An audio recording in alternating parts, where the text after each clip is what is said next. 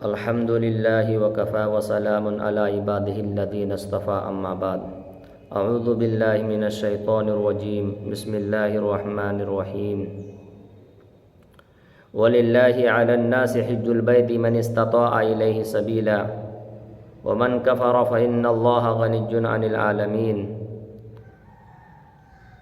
وقال النبی صلی اللہ تعالی علیہ وسلم الحج المبرور لیس له الجزاء الا الجنہ او کما قال علیہ الصلاۃ والسلام۔ محترم سامعین کرام،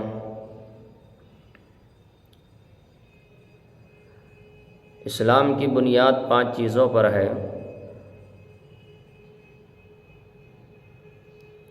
کلمہ، نماز، روزہ، زکوٰۃ اور حج۔ ایمان کے بعد نماز ایک عبادت ہے، زکوٰۃ ایک عبادت ہے، روزہ ایک عبادت ہے، حج ایک عبادت ہے۔ اسلام میں ہر عبادت کو ادا کرنے کے لیے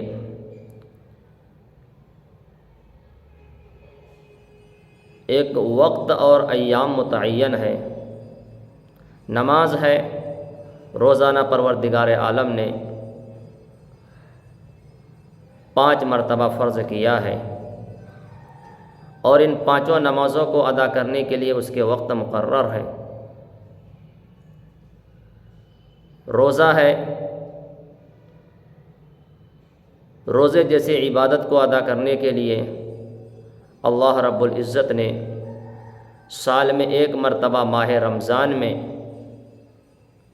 اس عبادت کو رکھا ہے۔ روزے کی عبادت کو ادا کرنے کے لیے اللہ تبارک و تعالی نے رمضان المبارک کو چنا ہے۔ تیسرا زکوٰۃ ہے۔ زکوٰۃ بھی سال میں 1 مرتبہ صاحب نصاب پر واجب ہوتا ہے۔ اور آخری چیز حج ہے، تو حج جیسے عبادت بھی سال میں 1 مرتبہ ماہ ذی الحجہ میں ادا کیے جاتے ہیں۔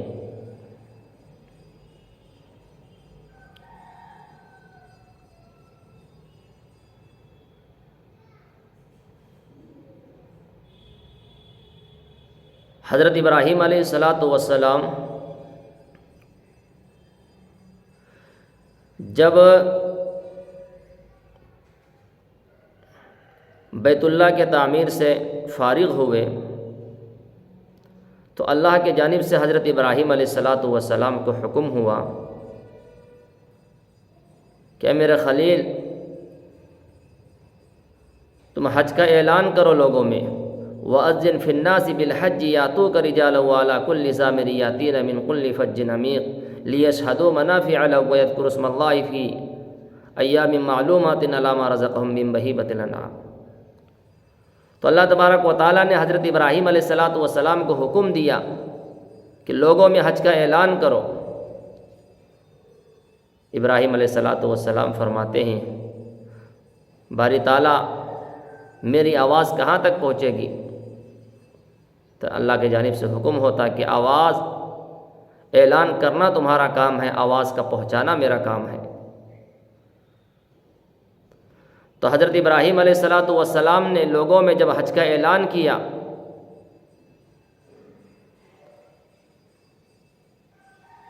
تو روایات میں آتا ہے کہ اللہ تبارک و تعالیٰ نے ابراہیم علیہ الصلاۃ والسلام کے اس حج کے اعلان کو پوری دنیا کے اندر پہنچایا، اور روایات میں یہاں تک آتا ہے کہ ان کی آواز کو اللہ تبارک و تعالیٰ نے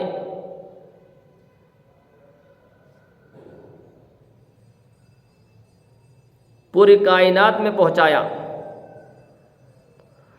اور ابراہیم علیہ الصلاۃ والسلام کی اس اعلان پر جس نے لبیک کہا تو روایات میں آتا ہے کہ ان کے اعلان پر جس نے لبیک کہا اللہ تبارک و تعالی اس کو حج کی سعادت نصیب فرمائے گا۔ ان کی آواز کو اللہ تبارک و تعالیٰ نے یہاں تک پہنچایا کہ جو بچہ ماں کے پیٹ میں تھا اور اس نے بھی اس آواز کو سنا، اور ماں کے پیٹ میں اس بچے نے بھی اگر اس اعلان پر لبیک کہا تو اس کو بھی حج نصیب ہوگا۔ یہ عالم ارواح میں تھے، جن کی روحوں نے اس وقت لبیک کہا، ان کو بھی حج نصیب ہوں گے۔ الغرض، جس نے جتنی مرتبہ اس اعلان کے بعد لبیک کہا، اس کو اتنی مرتبہ حج کی توفیق ہوگی۔ علماء فرماتے ہیں کتنے خوش نصیب ہیں وہ لوگ جنہوں نے اس وقت دمادم بار بار لبیک کہا، جتنے مرتبہ اس وقت لبیک کہے ہوں گے اتنے حج ان کو نصیب ہوئے ہوں گے یا ہوں گے۔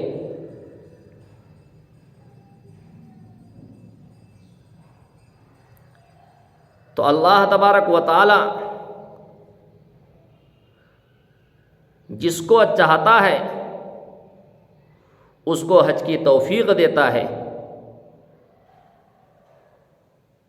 اس لیے کہ کوئی بھی عبادت ہو، اللہ کے توفیق کے بغیر کوئی انسان کوئی عبادت نہیں کر سکتا۔ جب تک اللہ کی توفیق نہ ہو اس وقت تک انسان نہ نماز کو ادا کر سکتا ہے۔ ہم دیکھتے ہیں اذان سب کے لیے ہوتی ہے، لیکن گنے چنے لوگ نماز کو آتے ہیں۔ تو اللہ کی توفیق جس کے ساتھ ہوتی ہے، جس کو پروردگار عالم توفیق دیتا ہے، وہی وہ عبادت انجام کر پاتا ہے۔ تو اسی طرح سے حج ہے، جس کو اللہ تبارک و تعالی حج کی توفیق دیتا ہے، وہی حج بیت اللہ کے لیے تشریف لے جاتا ہے۔ اور جس کے اندر اللہ کی حقیقی محبت ہوتی ہے، جس کے اندر حقیقتاً طلب ہوتا ہے، شوق ہوتا ہے، اللہ تبارک و تعالیٰ اس کو ضرور اپنے گھر کی زیارت کی توفیق عطا فرماتا ہے۔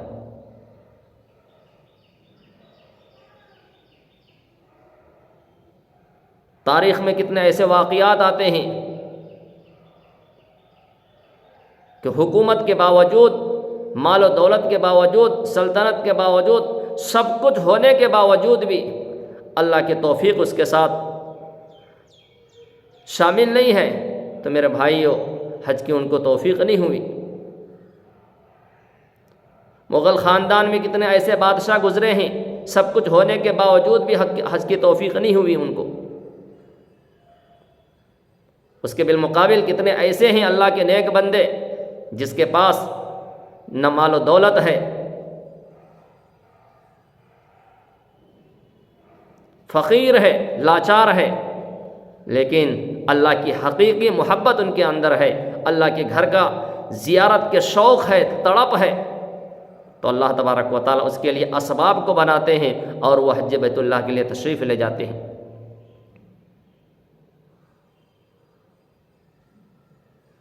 تو حقیقتاً ہمارے اندر اگر صحیح اللہ کی محبت ہوگی، شوق ہوگا، تڑپ ہوگا، تو پروردگار عالم ہمیں اللہ کی گھر کی زیارت کی توفیق دے گا، حج کی توفیق دے گا، عمرے کی توفیق دے گا۔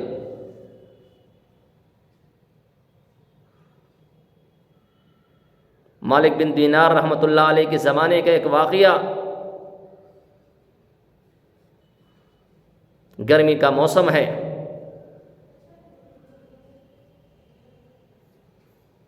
سخت گرمی پڑ رہی ہے، لو برس رہا ہے۔ دوپہر کا وقت مالک بن دینار رحمۃ اللہ علیہ گھر سے باہر نکلتے ہیں، دیکھتے ہیں کہ ایک معذور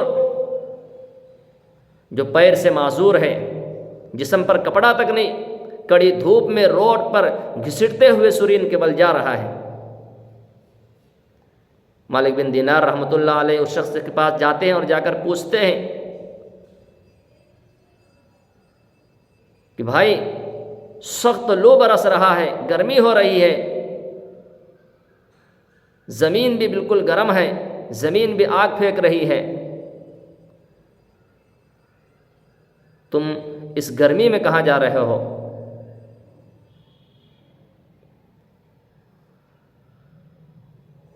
تو وہ معذور شخص کہتے ہیں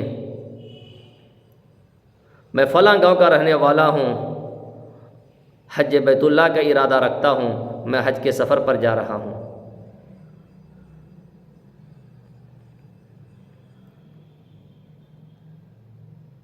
مالک بن دینار رحمۃ اللہ علیہ کہتے ہیں اتنی گرمی میں تمہارے جسم پر کپڑا نہیں، سواری کا انتظام نہیں، سخت گرمی ہو رہی ہے، آؤ تم تھوڑی دیر میرے گھر آرام کر لو، گرمی کم ہونے کے بعد، دھوپ کم ہونے کے بعد تم پھر چلے جانا۔ وہ معذور شخص کہتے ہیں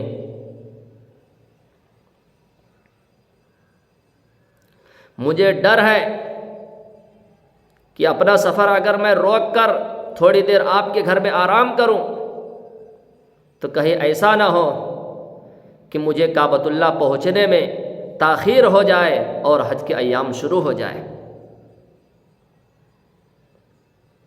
کہنے لگے جسم پر کپڑا نہیں، میں کپڑے کا انتظام کر دیتا ہوں۔ تو نوجوان وہ معذور شخص کہنے لگے کاف ہا یا عین صاد، اللہ میرا کفیل ہے، الیس اللہ بکاف عبدہ، کہ اللہ ہی بندوں کی کفالت کرنے والا ہے۔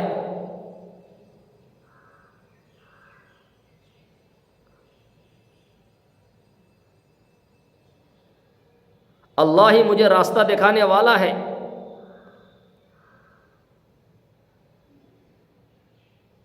کھانے کا انتظام نہیں، کہنے لگے اللہ کا ذکر کرتا ہوں، اللہ جو ہے نا میرے پیٹ کو بھر دیتا ہے۔ مالک بن دینار رحمۃ اللہ علیہ کہنے لگے تمہارے لیے میں سواری کا انتظام کر دوں۔ تو معذور شخص کہنے لگے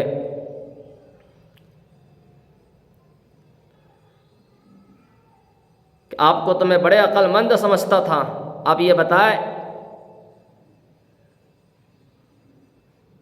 کوئی غلام اگر اپنے آقا کو ناراض کر دے اور پھر جب غلام آقا کو منانے کے لیے آقا کے دربار میں جائے تو اس کے لیے کیا بہتر ہوگا؟ سواری پر سوار ہو کر جانا بہتر ہوگا یا عاجزی کے ساتھ گھسٹ کر جانا اس کے لیے بہتر ہوگا؟ میں اپنے پروردگار کا غلام، میں نے اللہ کو ناراض کیا ہے، میں اللہ کے دربار میں اللہ کو منانے جا رہا ہوں، اللہ کو راضی کرنے جا رہا ہوں، تو میں یہ چاہتا ہوں کہ گھسٹ کر اللہ کے دربار میں اسی حالت میں جاؤ۔ غرض و نوجوان دل میں ایک شوق ہے، تڑپ ہے، اللہ کی محبت پرواز کر چکی ہے۔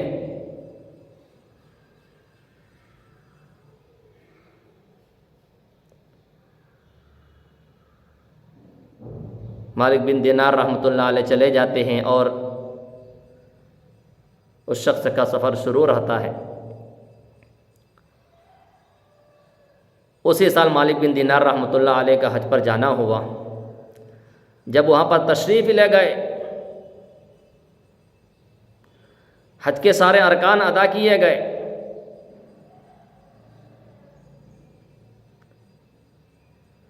میدان مینا میں ایک جگہ پر دیکھتے ہیں کہ لوگوں کا مجمع ہے اور ایک شخص جو ہے دعا کر رہے ہیں۔ مالک بن دینار رحمۃ اللہ علیہ جا کر جب دیکھتے ہیں تو وہی شخص وہاں پر ہے اور وہ دعا کر رہے ہیں، اے اللہ سارے حاجیوں نے مینا میں قیام کیا، ہم نے بھی کیا، سارے حاجیوں نے سارے ارکان ادا کیے، وقوف عرفہ کیا، مزدلفہ میں قیام کیے، جمرات کو کنکریاں مارے،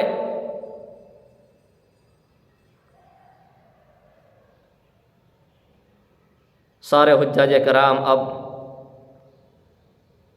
جانوروں کی قربانی دے رہے ہیں، کوئی اونٹ کی قربانی دے رہے ہیں، کوئی بکرے کی قربانی دے رہے ہیں۔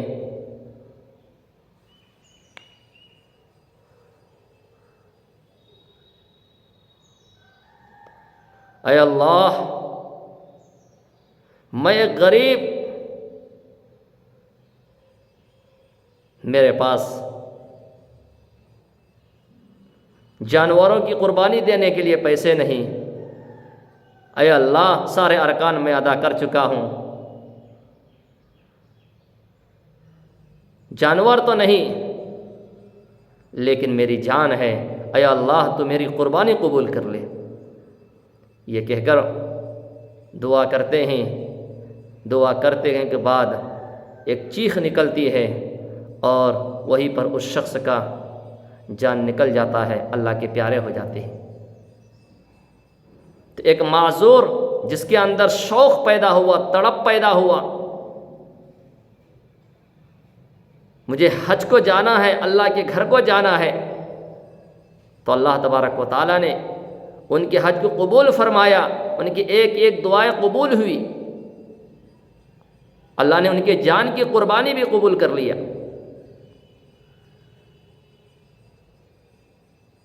تو جس کو اللہ کی جانب سے توفیق ہوتی ہے وہی میرے بھائیوں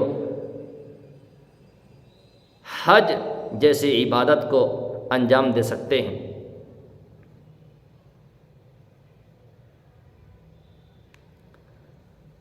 اب اس کے بعد جو ہے نا میرے بھائیوں، اللہ تبارک و تعالیٰ نے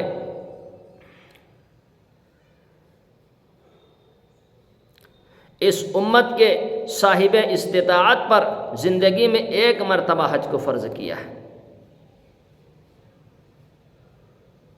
سامعین کرام، ہم سب بھی گناہوں سے توبہ کریں، اللہ کے سامنے رو رو کر گڑ گڑا کر دعائیں مانگے کہ اے اللہ ہمیں بھی حج کی توفیق عطا فرما، اے اللہ تیرے گھر کی زیارت نصیب فرما، اللہ ہم سب کو حج عمرے کی توفیق عطا فرما، حج عمرے کی توفیق عطا فرمائے اور کعبۃ اللہ کی زیارت نصیب فرمائے، آمین۔ وما علینا الا البلاغ۔